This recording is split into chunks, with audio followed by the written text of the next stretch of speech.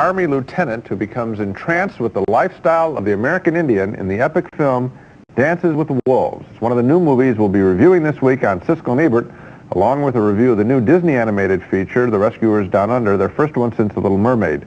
I'm Gene Siskel of the Chicago Tribune. And I'm Roger Ebert of the Chicago Sun-Times. While I was watching Dances with Wolves, I gradually found myself filled with the kinds of feelings that I've always gone to the movies for. This is a sweeping, beautiful, romantic, exciting, committed movie, an epic Western that takes place in 1864 when a Union soldier asks to be posted out west because he wants to see the frontier before it's all gone. The officer, played by Kevin Costner, is sent to a post where he's the only white man for miles around, and one day he surprises a Sioux Indian neighbor who's come to see what he's up to. You there!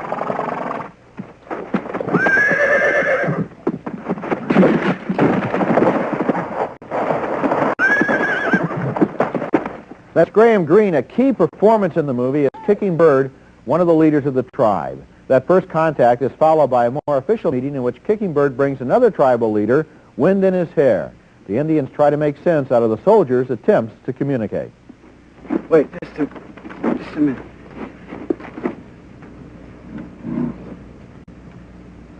What's it gonna mean? Here.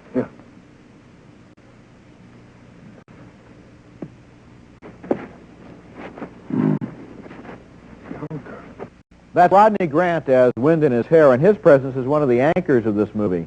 Gradually, haltingly, the men make friends. And communication becomes easier when the Indians bring a white woman who has lived with them since they found her as a small child. She still remembers a little English. I'm John Dunbar. John Dunbar.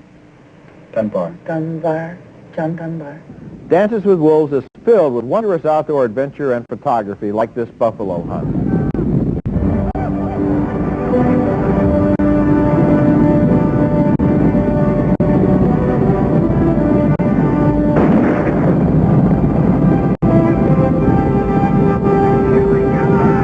And that magnificent scene is typical of this whole movie. Kevin Costner not only stars in Dances with Wolves, but he directed it too. And this is an enormously impressive job of filmmaking, especially for a first-time director. He seems absolutely assured throughout the epic sweep of this film, and he has the same sort of love for the Western form as the old masters like John Ford. What sets this movie apart is its respect for the Indian characters and its attention to the daily details of Sioux Indian life.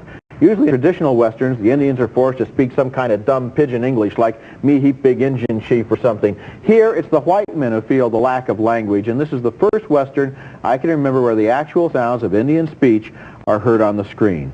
The spirit behind that decision is one of the many reasons this is one of the year's best films. I'm sure we're going to get people writing in that there are other films. I remember seeing, even I think in A Man Called Horse, Roger, where there were other subtitles. Well, that's good. Okay. But let me say straight out, this is a great film.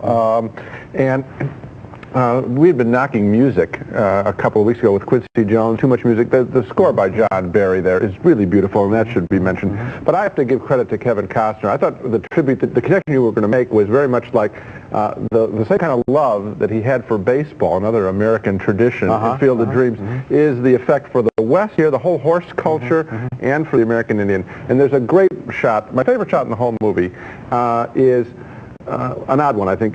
He shows a dying Pawnee Indian. There's a confrontation between the Sioux and the Pawnee in this picture. They're not all just all good Indians. And a Pawnee brave dies with a cry. And I felt in that moment it was like I was watching a piece of great sculpture, ironwork, that this was the death cry of this whole culture, and that's what the movie is all about. He says after that battle, he says, for the first time I knew who I was. His Indian name is Dances with Wolves. He said, I never knew who I was before, but now I know who I am because I did this in order to defend something I understand. You talked about this being the kind of film that you go to the pictures for, this kind of experience. And that's exactly right. This is when you just sit back. It goes 3 hours. It's not long at 3 hours. Good movies are never long. It's a wonderful experience. Okay.